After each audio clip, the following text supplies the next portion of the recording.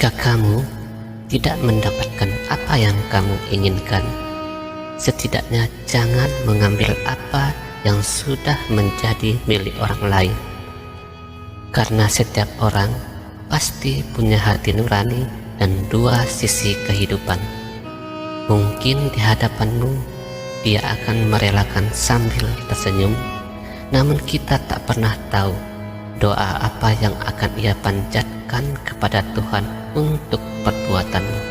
Doa orang yang disakiti akan sampai kepada Tuhan.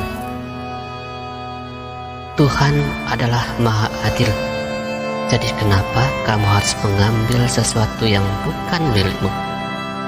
Jika memang bukan rezekimu, maka serakus apapun kamu mengambil hak orang lain, percayalah, harta itu tidak akan menetap kepadamu.